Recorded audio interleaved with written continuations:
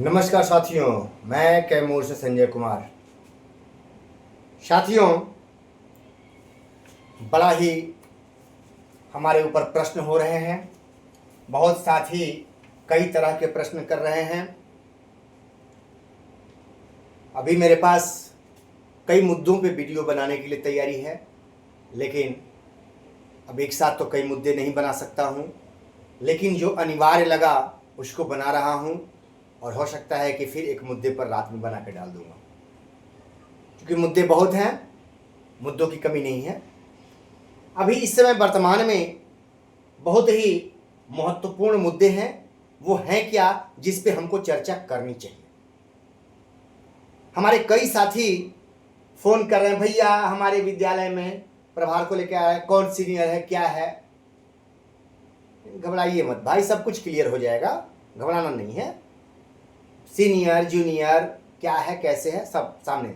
लेकिन आज जो मुझे आंकड़े मिले, हमारे साथी चूंकि मेरा काफ़ी, मैं कहता हूँ, सहयोग करते हैं। अकेले इंसान से संभव नहीं है कि मैं आपसे घंटों 6-6 घंटा बात करूं, फिर वीडियो पे सारे मैटर जुटाऊं, फिर बात करके, तो थोड़ा सा उसमें हम 2 घंटा समय लगाते हैं, तैयार करते हैं, कुछ साथी देते हैं। इसमें मुझे कोई दिक्कत नहीं कहने में होता है, और मुझे कोई घमंड नहीं है कि मैं बहुत तेज तर्रार हूं, ऐसा कुछ भी नहीं है।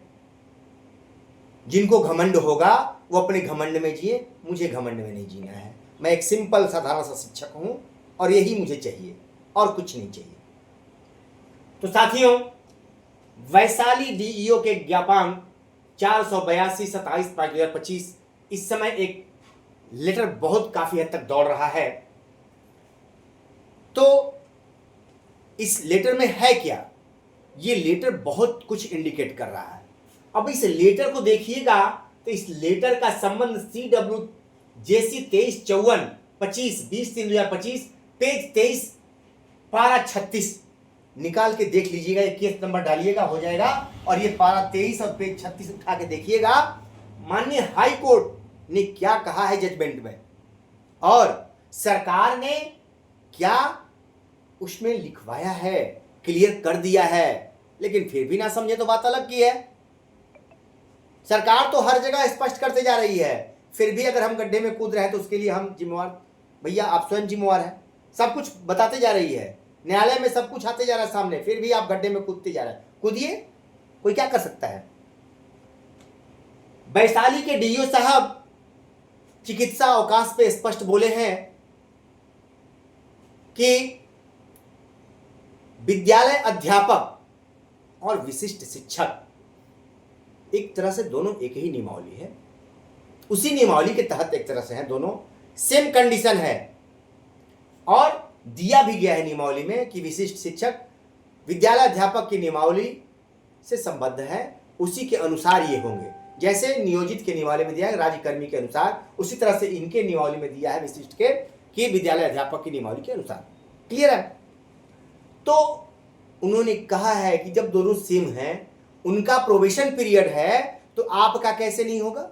आपको चिकित्सा अवकाश नहीं मिल सकता। स्पष्ट कहा, क्योंकि आप अभी प्रोबेशन पीरियड में हैं। ठीक है भैया? तो ये इंडिकेशन समझिए कहां से है। ये CWJC 2354 में हाई कोर्ट में लगाया है सरकार ने, कि स्पष्ट किया है कि ये एक नया कैडर है। विशिष्ट शिक्षक, विद्यालय अध्यापक, ये नए कैडर हैं, और नए कैडर में नई नियुक्ति हुई है, और उसके अनुसार ही इनके ऊपर सारे नियम लागू होंगे। स्पष्ट कर दिया। उसको पढ़िए, बहुत कुछ उसमें दिया हुआ है स्पष्ट। वेतन के बारे में भी दिया हुआ है, वेतन संरक्षण के भी बारे में क्लियर है। आप गुमराह ना होइए, उसको पढ़िए, पढ़ के एकदम क्लियर हो जाइए कि वेतन संरक्षण क्या है, कैसे मिलेगा, क्या होगा। तो दोस्तों, ये दोनों वैशाली डीओ साहब का लेटर और CWJC 23 एकदम मेल खा रहा है। जो न्यायालय में सरकार ने कहा वही बात तो डीओ साहब ने बोल दिया। कुछ लग तो नहीं कि प्रोबेशन पीरियड, अभी कई लोगों को वह पो था कि नहीं हम प्रोबेशन पीरियड में नहीं हैं, लेकिन उन्होंने स्पष्ट कहा ना हैं आप। अब ये तो हो गया बंधुओं,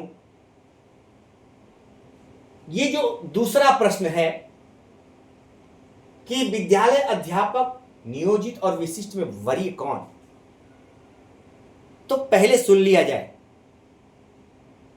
विद्यालय अध्यापक और विशिष्ट शिक्षक, इन दोनों में पहले वरीय कौन है अनुमान? मैं 150% कहता हूं विद्यालय अध्यापक वरीय हैं, ये 1 नंबर,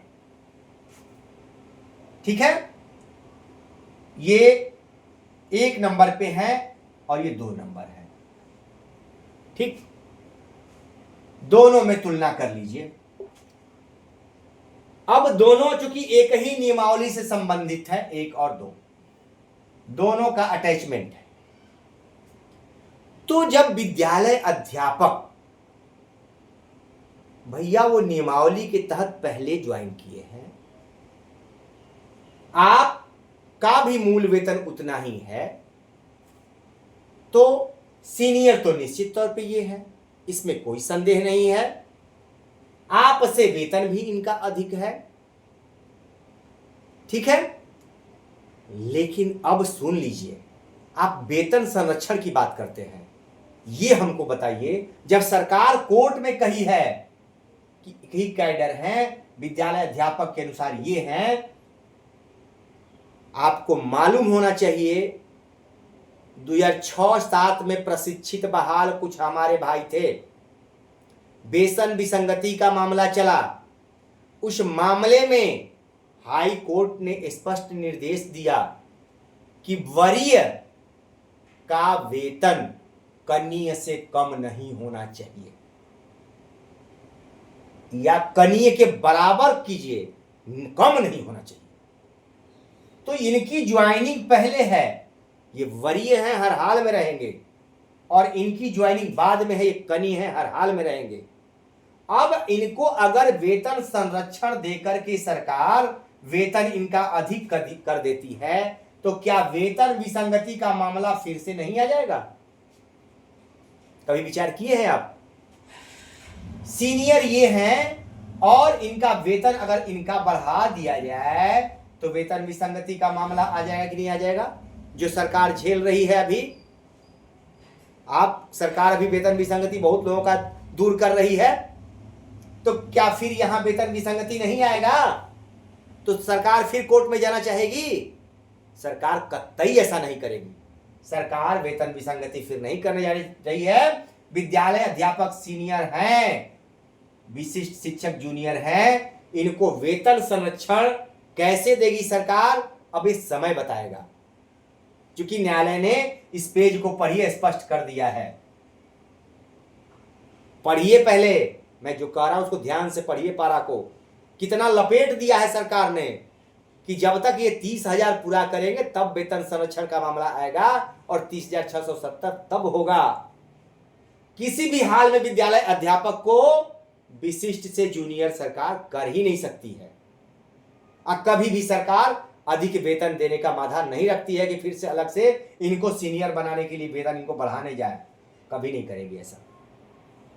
अतः ये ऐसे ही लपेटाता जा रहा है मामला, और सरकार 25,000 पर ही, ये 25,000 पर ही सरकार आज तक लटकाए हुआ है, मैटर को क्लियर नहीं हो रहा है, यही कारण है। और विद्यालय अध्यापक सीनियर है विशिष्ट शिक्षक से, इसमें कहीं भी आप संदेह में मत रहिए। और वेतन संरक्षण कैसे होगा, कब होगा, ये ऊपर वाला जानेगा, ठीक है। अभी आप प्रोबेशन पीरियड में है, इस पत्र से ये साबित हो गया है, ठीक है। और कभी भी सरकार विद्यालय अध्यापक को कनीय नहीं बनाएगी, ये मेरा चैलेंज है, ये जान लीजिए इतना। अब दूसरी बात, क्या नियोजित शिक्षक दोनों से वरीय हैं? तो आपको बता देना चाहता हूं कि नियोजित शिक्षक विद्यालय अध्यापक और विशिष्ट शिक्षक से वरीय होंगे। कैसे? अगर सरकार नहीं मानेगी तो न्यायालय मानेगा और न्यायालय हम लोगों को अधिकार देगा। वो समझिए, नियोजित शिक्षक का नियुक्ति पहले है, वेतन अधिक है, वेतन भी अधिक है, डेट ऑफ ज्वाइनिंग भी पहले का है और ये राज्यकर्मी का वेतन पाते हैं। कई स्थितियों में वेतन ही सीनियर माना जाता है, ठीक है। तो ये राज्यकर्मी का वेतन पाते हैं, अधिक वेतन पाते हैं। इन दोनों से वेतन में हमेशा सीनियर रहेंगे, इन दोनों से वेतन में हमेशा सीनियर रहेंगे नियोजित। बात समझ लीजिए मेरी अब। और जब वेतन सीनियर रहेगा तो इनका पद भी सीनियर रहेगा। क्योंकि मामला जब न्यायालय में गया था तो न्यायालय ने ये पूछा था कि ठीक है, नियोजित विशिष्ट और विद्यालय अध्यापक यह मैटर आया हुआ है, ये नया कैडर है, तो बताइए क्या आरटी एक्ट के तहत इनकी बहाली हुई है दोनों की? सरकार ने जवाब दिया हाँ, आरटी एक्ट के तहत दोनों बहाल हैं, चाहे वो नियोजित हैं या चाहे विद्यालय अध्यापक हैं। दोनों क्या एनसीटी के रूल को फॉलो करते हैं, पूरा करते हैं मानदंड को एनसीटी के? तो सरकार ने कहा हाँ, एनसीटी के हर मानदंड को नियोजित भी पूरा करते हैं और विद्यालय अध्यापक भी पूरा करते हैं। ठीक है, दोनों पूरा करते हैं। तो जब दोनों पूरा करते हैं तो नियुक्ति तिथि किसकी पहले है? तो नियोजित की पहले है। नियुक्ति तिथि नियोजित की पहले है, वेतन नियोजित का अधिक है, तो सिर्फ सीनियर तो यही हुए। यही बात आएगी दोस्तों, आप घबराइए मत, तमाशा देखते जाइए, सरकार की मंशा क्या है समझ में आ जाएगा। और कभी भी सरकार वेतन विसंगति नहीं लाएगी। तो जो भाई हमको बार बार फोन कर रहे थे भैया ये मामला है ये मामला है, तो मैं आज स्पष्ट कर देता हूं, क्योंकि इतने नियम का अध्ययन मैं जब किया तो मुझे पता चला कि किसी कीमत पे नियोजित जूनियर नहीं होंगे। सरकार चाल पे चाल चल रही है नियोजित को विशिष्ट बनाने के लिए, और हमारे विशिष्ट भाई भी नियोजित को विशिष्ट बनाने के लिए जी तोड़ प्रयास कर रहे हैं। लेकिन एकदम अड़े रहिए, अंगद की तरह पैर को गड़ाए रहिए, जब लास्ट में रावण आ जाए आपके कदम को हटाने के लिए, तब सलाह दीजिएगा।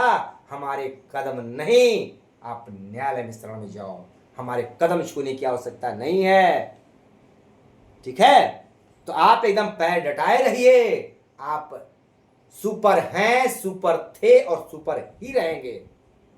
ये झांसा 5200 कतई नहीं खोइए मेरे दोस्तों। 5200 अगर दे दिए तो आप समझ लीजिए कि गए काम से, इसलिए 5200 कतई मत दीजिए। यही 5200 आपका जान है, आपका शान है और आपका पहचान है। मैं इस पे भी साथियों ने कहा है बनाने के लिए, मैं बनाया हूं, लेकिन ये मुद्दा ज्यादा महत्वपूर्ण लगा। अभी इस मुद्दे में इतनी चीजें हैं दोस्तों, इसमें बहुत कुछ छुपा हुआ है, बहुत कुछ छुपा है, समझ लीजिए। तो आप लोग एकदम स्पष्ट हो जाइए कि वैशाली का जो ये लेटर है CW 2354 है, स्पष्ट कर दिया है कि सीनियर कौन जूनियर कौन, प्रोबेशन कैसे, प्रोबेशन रहेगा नहीं रहेगा, ये सारी चीजें स्पष्ट हो गई हैं। फिर भी नहीं समझते हैं तो धन्यवाद। अब एक महत्वपूर्ण मुद्दा दोस्तों, एक जो हमारा खबर हमको मिली, हमारे साथी राजेश कुमार नियोजित शिक्षक हैं, UMS भवन धमही प्रखंड हरसिद्धि पूर्वी चंपारण से। उनका बात मैंने सुना, मेरा सीना खुशी से चौड़ा हो गया। मैं जो चाह रहा हूं कि हम जहां कमजोर हैं, हमारे आज तक शिक्षक भाइयों ने सिर्फ नेतागिरी किया, शिक्षक गिरी नहीं किया। मैं दावे के साथ कहना चाहता हूं, अगर शिक्षक गिरी किए होते तो हम लोगों का आज ये हाल नहीं रहता। समाज में हम लोग डैमेज हुए हैं, ये सच्चाई है। कहीं ना कहीं हम समाज के लिए कम किए हैं, ये स्वीकार कीजिए। इन्होंने हमारे पास फोटो भेजा है, मैं फोटो आप लोगों को दिखाऊंगा इस पर। ये 31 को पेरेंट्स और टीचर्स मीटिंग था। इन्होंने पहले बच्चों को कहा था कि बच्चों, जो लोग महीने में पूरे दिन आओगे उनको मैं सम्मानित करूंगा और इनाम भी दूंगा, पुरस्कृत भी करूंगा। और उसका देन हुआ कि इनके विद्यालय में, उत्क्रमित विद्यालय है, 28 बच्चे एक दिन भी नागा नहीं किए। और दोस्तों, जब नागा नहीं किए तो ये अभिभावक और बच्चों को बुलाकर 28 बच्चों के लिए फूल के माले मंगवाए और कॉपी और कलम मंगवाए और हर शिक्षक बच्चों को सम्मानित किए। और वहां के ग्रामीण फूले नहीं समा रहे हैं, वैसे शिक्षक को पाकर 2014 से ये वहां प्रधानाध्यापक हैं। और हमसे बात हुई थी तो हमने कहा था, भाई सबसे पहले है हमारे बच्चे हैं जिनके लिए हम विद्यालयों में हैं, उनके लिए हमको कुछ करना है। समाज में सिर्फ बहुत हमारे लिए निगेटिव जाता है, लेकिन हमको उस चीज को पॉजिटिव करना है। उस चीज को पॉजिटिव कर लेंगे। मजाल नहीं है कि उस गांव में कोई जा करके पदाधिकारियों को दबेड़ दे, कोई गलत मैसेज दे, उनके ऊपर कार्रवाई की जाए। वो गलत नहीं है तो गांव के लोग उनके साथ खड़े हैं, क्योंकि मैं ऐसा कर चुका हूं। और ये भाई